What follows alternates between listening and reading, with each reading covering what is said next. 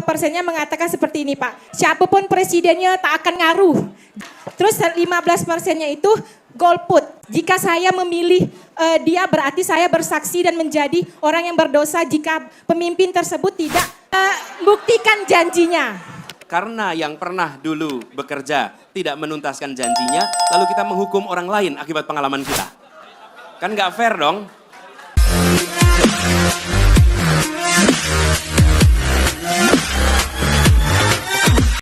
Jadi pada intinya saya selalu tanya siapa pilihan pemimpin yang mereka pilih.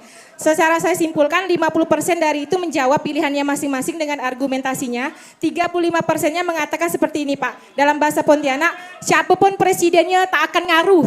Jadi intinya yang dia diajak yang di dalam politik itu pengusung partai itu yang akan terpilih. Katanya seperti itu Pak. Terus 15%-nya itu golput. Dengan argumentasi yang saya ingat seperti ini. Jika saya memilih dia berarti saya bersaksi dan menjadi orang yang berdosa jika pemimpin tersebut tidak membuktikan janjinya. Jadi apa tanggapan Bapak dari pendapat tersebut dan bagaimana cara atau solusi langkah Bapak untuk meyakinkan kembali kepada rakyat Indonesia ini untuk mempercayai pemerintahan sekarang ini Pak. Terima kasih. Mohon maaf ya terlalu panjang. Ya gini, Wina ya, makasih Wina. Kita setiap 5 tahun sekali itu berhenti sejenak menentukan siapa yang memimpin 5 tahun ke depan.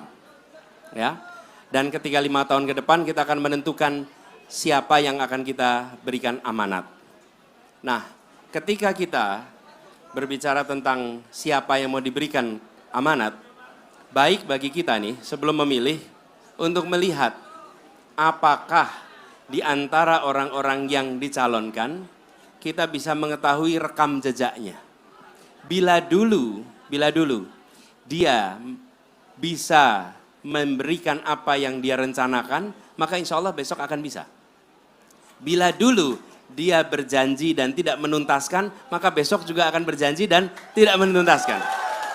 Nah, tapi jangan sampai karena yang pernah dulu bekerja tidak menuntaskan janjinya, lalu kita menghukum orang lain akibat pengalaman kita.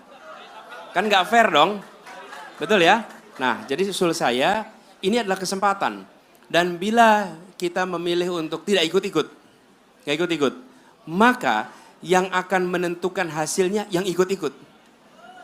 Ya ikut-ikut tuh.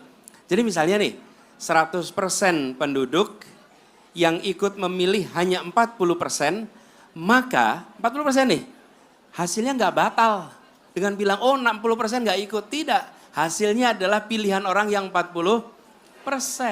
Nah justru menurut saya, teman-teman seperti Wina dan lain-lain, yang peduli tentang ide, peduli tentang gagasan, peduli tentang Indonesia, justru mereka yang harus mewarnai pilihan. Jangan sampai pilihan itu justru dilakukan oleh mereka-mereka yang tidak mengerti dengan detail. Apa yang terjadi? Bila itu muncul, yang punya logistik banyak, yang akan bisa membentuk opini karena banyak sekali orang yang tidak ikut di dalam pola-pola seperti diskusi ini. Ya, gitu Wina jawabnya. Oke, Mbak Gina mohon maaf tapi karena keterbatasan waktu jadi tidak ada tanggapan ya. Kita move lagi untuk ke penanya selanjutnya. Terima kasih Mbak Gina, tepuk tangan dulu dong.